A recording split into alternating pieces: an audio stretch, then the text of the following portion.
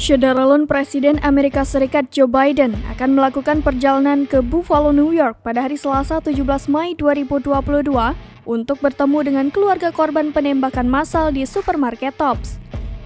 Penembakan bermotif rasial yang terjadi pada hari Sabtu itu menewaskan 10 orang dan melukai 3 lainnya.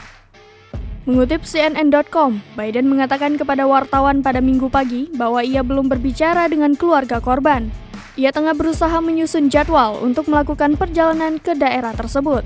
Ia juga berbicara melalui telepon dengan Gubernur Demokrat New York Kathy Hochul. Biden menyatakan bela sungkawa untuk keluarga korban selama konferensi pers pada hari Minggu di National Peace Officer Memorial Service.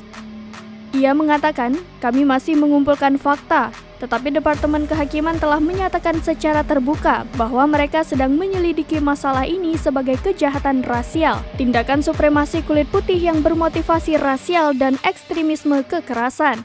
Seperti yang mereka lakukan, kita semua harus bekerja sama untuk mengatasi kebencian yang tetap menjadi noda di jiwa Amerika.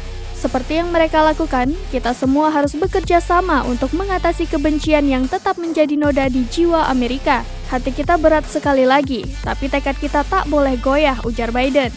10 orang tewas dalam penembakan massal yang terjadi di supermarket Tops di Buffalo, New York pada Sabtu 14 Mei 2022 siang waktu setempat. Otoritas menyebut peristiwa itu didasari kebencian atas ras.